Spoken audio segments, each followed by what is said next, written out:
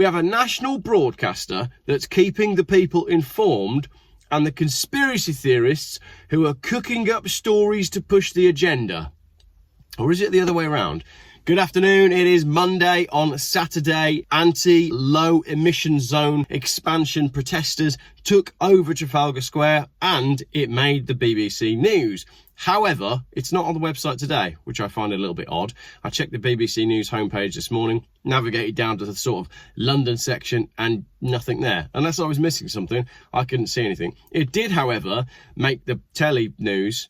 Protesters were referred to as right-wing and conspiracy theorists. Local protesters and mainstream politicians were joined by conspiracy theorists and far-right groups. So, what I want to do in this quick video is take a little look at the two parties involved, the BBC and the protesters, and just look at where the meat is on the bone as to who is actually what. And have they got it right?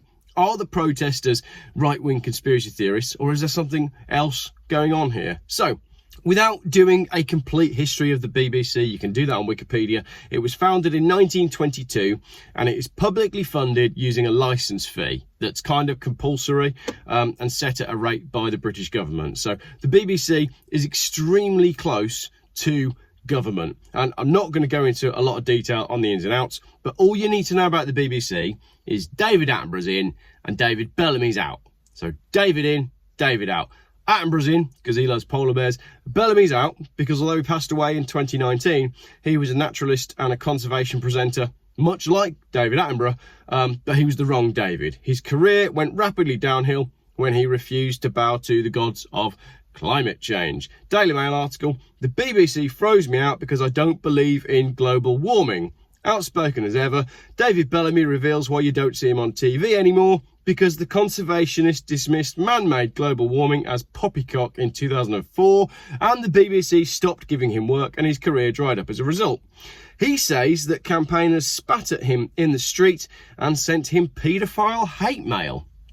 Now that's odd that he was called a paedophile, considering just how many of those paedophiles the BBC didn't freeze out. And again, I don't need to go into details.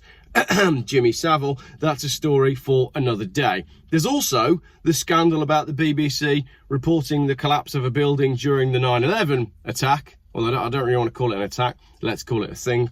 They allegedly reported the collapse of a building before it happened, which again was very odd. So the 9/11 thing, the conspiracy theorists that the BBC hates so much have been covering that subject for years. There is so much stuff that you can watch on YouTube and every other platform, and books that you can read about 9/11.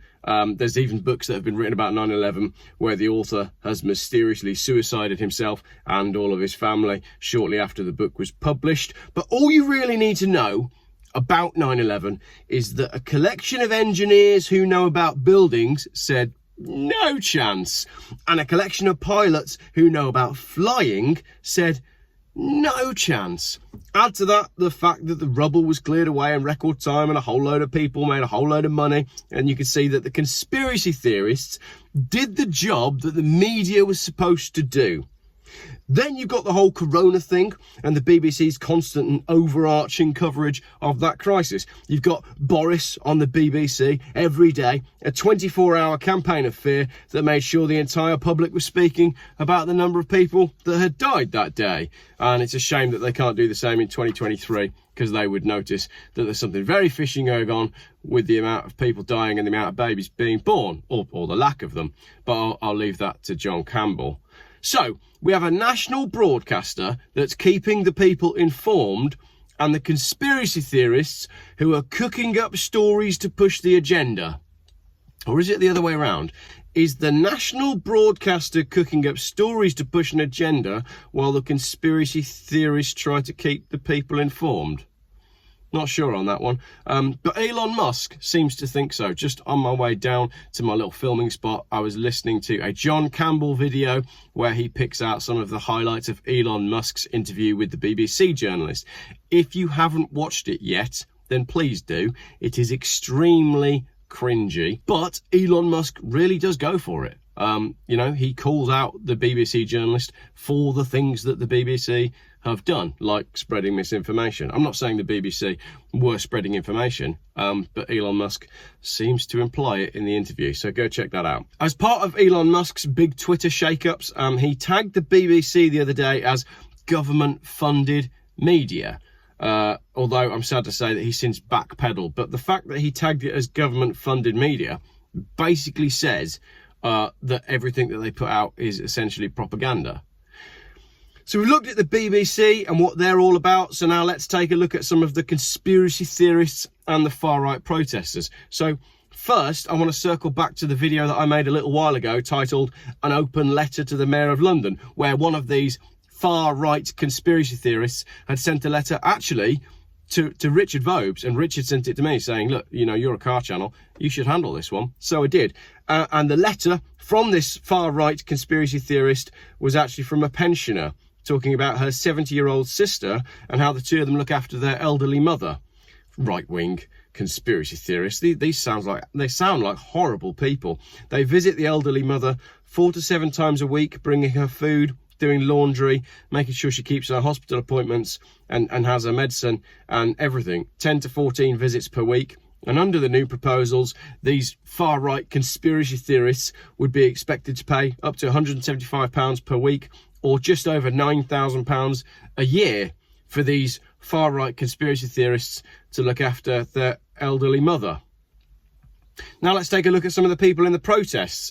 Tell me, what do you see? Do you see far-right conspiracy theorists, or do you see normal people? Here's some footage that is shot by my good friend, the brown car guy, another far-right conspiracy theorist. He's probably racist as well, and a lesbian denier, like all of the other far-right conspiracy theorists. Hang on a minute, they just look like normal people. They all just look like normal people, don't they? All the people at this protest, they just look a bit like you and me and everybody else.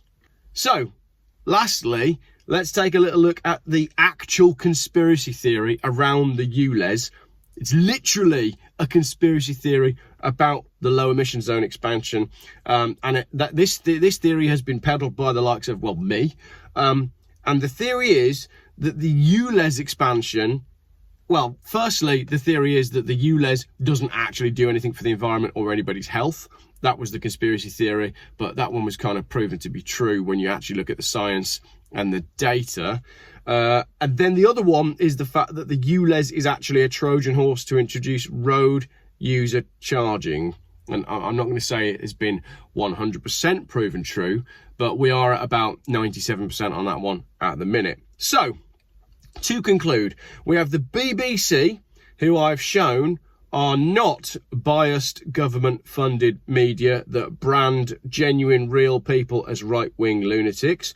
And we have the right-wing lunatics, who I've shown are not just normal people that don't really want to pay £175 per week or £9,000 per year to look after their elderly mother.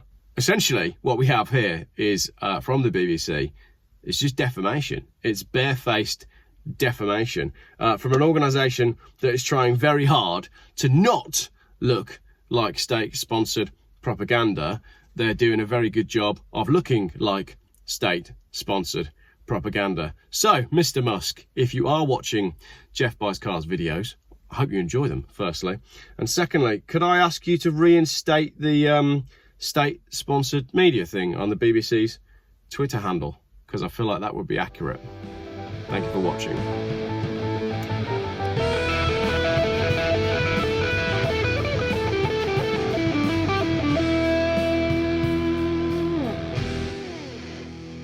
Geoff Buys Cars.